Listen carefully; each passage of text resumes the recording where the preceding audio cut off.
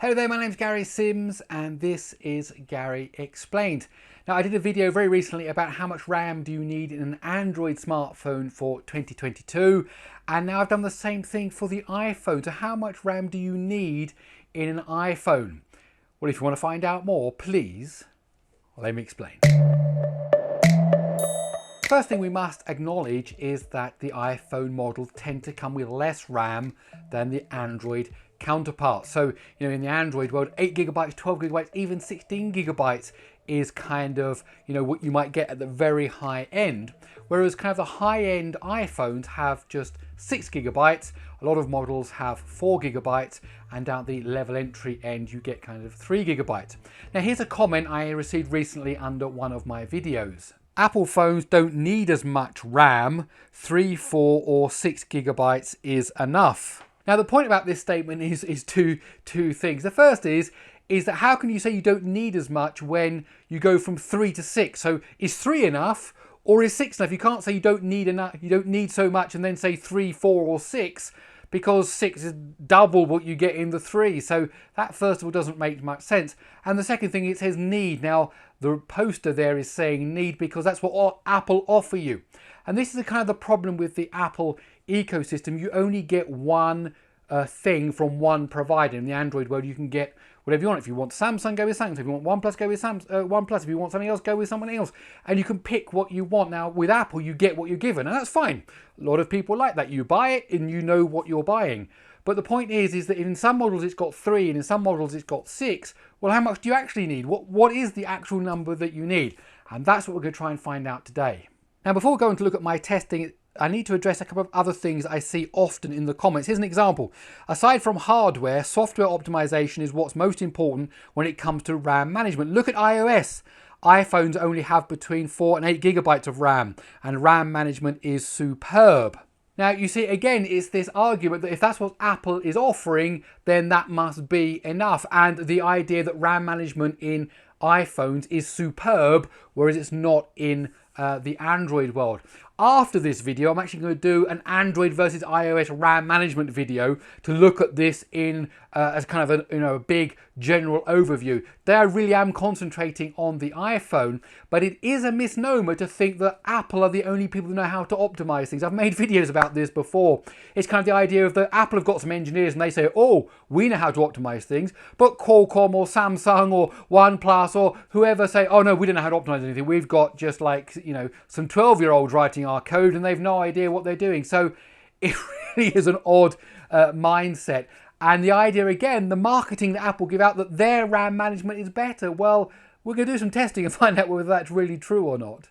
And since we are talking about RAM management, here's another comment I got. iPhone uses all the free space from storage available for swap. So clearly it won't run out of RAM. It can theoretically do 100 gigabytes of swap on a 128 gigabyte model. Well, actually, that's a load of nonsense. The iPhone does not swap to the internal storage. It uses RAM compression, just like Android does. We'll talk more about that in a minute. Now, there is some swapping that does occur. As far as I've been able to find out, it's reserved for Apple's only apps. And there is some talk that in the iPad OS, for the iPad Pro, there may be some swapping ability to the internal storage. However, when it comes to a normal iPhone, it does not swap to the internal storage.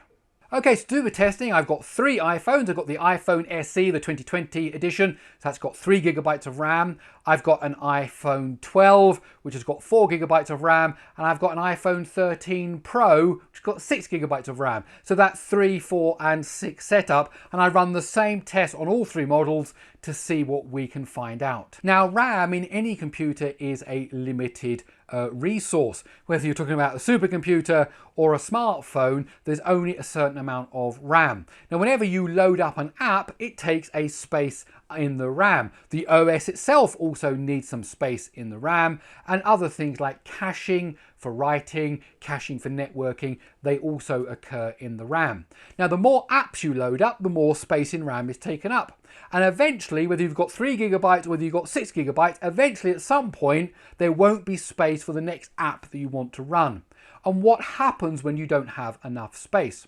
Well, in iOS, 2 things happen. As you start to load up more apps, apps that you aren't using or apps that are a bit older in memory get compressed. And that's exactly the same as what Android does to its ZRAM, so it's swapping to compressed memory. iOS does exactly the same. So if you've got, let's say, 128K of memory that it's using for a portion of an app, it will take that memory, it will compress it down, let's say 50%, it will write it back into the memory, and then 64K has now been freed up. And if later on it wants to access that RAM, it actually has to take it again, decompress it, and then write it back into a fresh 128K. So while it's compressed, it's not accessible, and only when it's been decompressed, it's accessible. And that's exactly how Android handles its RAM management as well. Please see my previous video. Now, just like Android, when iOS runs out of space and it can't compress any more memory, it's tried to compress everything it can, it has to get rid of an app from the memory to leave more space for the new app that you're trying to start. Now in iOS that's called a jettison. It jettisons the app from the Unix kind of world with Linux, which is what Android had, we would say, it's got killed the app, and that creates what's called a jetsam event. Jetsam and flotsam, flotsam and jetson, and so it's something that's kind of spare, kind of rubbish, it has to go out. And so iOS is able to generate one of these events, and in doing so it kills off the app. So my testing methodology is quite simple. I start up a game, I play it a little bit, then I start up another game, I play it a little bit, I start up another game, and I play it a little bit, and on the way I monitor to see how much RAM is being used, how much RAM is being compressed, and ultimately what happens when there's no more RAM left and an app has to be jettisoned from memory. So these are the games that I've been using, fairly popular ones from the kind of the top 100. Subway Surfers, that takes about 500 megabytes when it's running. 1945 Air Force, that takes about 550 megabytes when it's running. Candy Crush 225, Brawl Stars 550 again, Minecraft 475, Asphalt 9, 800 megabytes.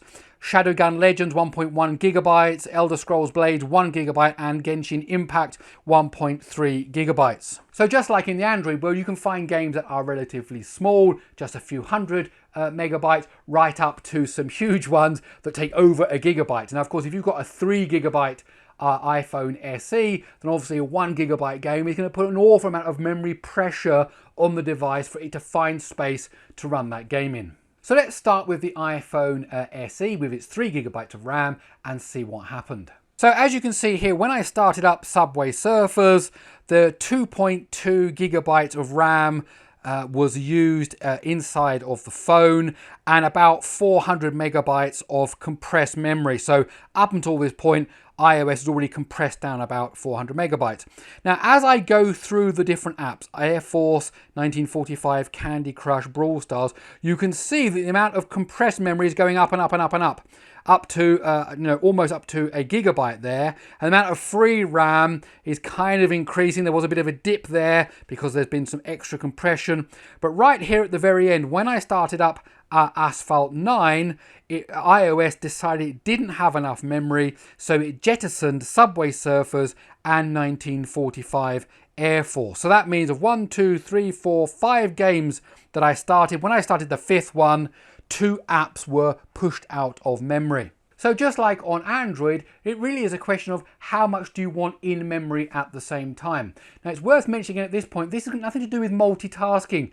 People kind of get confused. It's very frustrating reading the comments in YouTube. People get confused. They think, oh, but the iOS does multitasking, background tasks differently, and it does. And they think that's got to do with RAM. It's had nothing to do with RAM whatsoever. That's how they decide to write the OS in terms of CPU scheduling. But how much RAM is available is about what you need to remain in memory. Now at this point, when Subway Surfers was kicked out, if I then start it up again, it loads up from the very beginning, just like things do in Android. So the point is this, it's about how much do you want in memory simultaneously, and when you switch back to something, or when you start it again, will it be there in the place that we left it off, or will it need to load again from the beginning? So let's move over to the iPhone 12 with its 4 gigabytes of RAM. So we start basically the same journey, Subway Surfers. At this point, we've got more RAM. So the iPhone 12's got more RAM. There's very little compression going on at the beginning. Free RAM again, 2.5 gigabytes. And then as we go up, we can see the compression growing. We can see the amount of free RAM reducing right up here till Minecraft. Over 3 gigabytes of memory is being used. We can see the compression gets to its peak. And then when I run Shadowgun Legends, Subway Surfers, 1945 Aircraft, Candy Crush and Brawl Stars were all jettisoned from memory. So to make room for that 1 GB game, all those other games had to be pushed out of memory.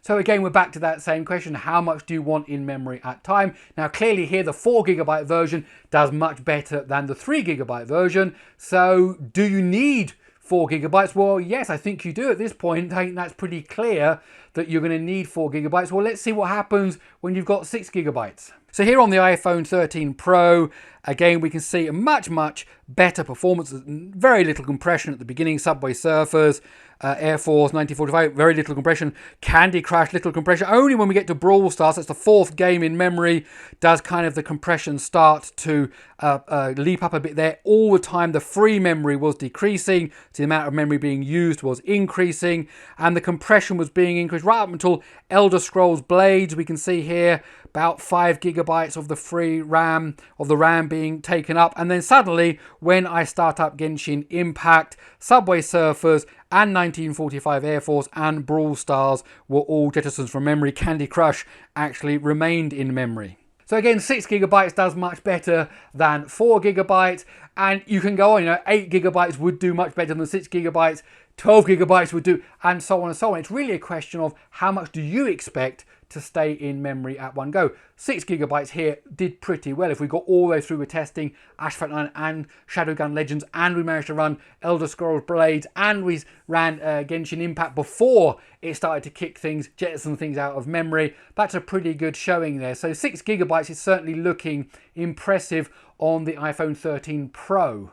Now, of course, not all people play lots of games and are switching between games. Some people just stick with the apps, social media, email, maybe a bit of photo editing, calendars, productivity apps. And so, and of course, apps are much smaller. If you think about a 3D game, all those graphics and landscapes and effects, they do take up a lot of memory, 1 GB or more for the high-end stuff. Now, obviously, a calculator or an email client aren't going to take as much. So I've done the tests again on an iPhone SE 2020 edition, which is 3 GB of RAM, to see what kind of things happen with apps. So here are the apps I'm using. I use the Apple App Store, Google Maps, Booking.com, GarageBand, Keynote, Acrobat. You can see the list here. And one thing to note is that most things are relatively small. We were talking about games were taking 3, 4, 5, 6, 7, 800 megabytes, over 1 GB. Here we can kind of see the average is 200, 150, some of them under 100 megabytes. So you can clearly think that for every time we had a game that would get keyed out of memory, that would be the equivalent of maybe 2 or 3 apps in memory. So if you could have 4 or 5 games in memory, then you could say maybe have 20 apps in memory. So that in itself is encouraging if you're not a heavy game player. And here's the same idea, the same graph. When I started with just the App Store, not much memory compression going on, 2 GB of memory being used out of the 3. Compression basically stayed pretty much low when I had Google Maps. I then fired up Booking.com, and now we can see a slight rise going up. And as we go through the different apps, GarageBand, Keynote, Acrobat, the YouTube app, the eBay app, Google Photos, we can see that the amount of compression is going up and the amount of RAM that's being used is going up, right until we get to the very end there when I was like, this is never going to die with just starting these apps. So what I did was I started up Safari and I started loading up websites. Now that was actually took up 850 megabytes when it did that. So 850 megabytes just by using Safari. So if you're a heavy browser user, you have to note that will use up lots of memory. And at that point, when I did that, Keynote was jettisoned from the memory. So the way iOS treats apps is exactly the same way as it treats games. There's no difference whatsoever. It has to compress memory and it has to jettison one when it doesn't have enough. The difference is, of course, that apps in general are much smaller, so therefore they're not taking up so much RAM as you start to fire them up. So if you are just an app user, then it seems here that the iPhone SE did quite well. The iPhone 12 would do even better. Of course, the iPhone 13 would be pretty fantastic. So from where I see things from both an app point of view and from a gaming point of view, really as we go into 2020, that 6 GB for future proofing for sure, but also for your daily experience is really a sweet spot. You can get away with 4 GB. That will be okay, but I really would say that 6 GB needs to be the minimum. So where do we go from here? Well, the next video is going to compare exactly side by side Android and iOS, and see what the difference is there, both in terms of the app sizes, the way the things are kicked out of memory, what games we can have in memory at the same time. But until then, I hope you enjoyed this video. If you did, please do give it a thumbs up. Also, if you like these kind of videos and you don't want to miss my next one, then do subscribe to the channel. Don't forget, I do have a newsletter, a monthly newsletter. Go over to GaryExplains.com, type in your email address. You won't get any spam, but you will get the newsletter. And also you can follow me on Twitter @GaryExplains. Okay, that's it. I'll see you in the next one.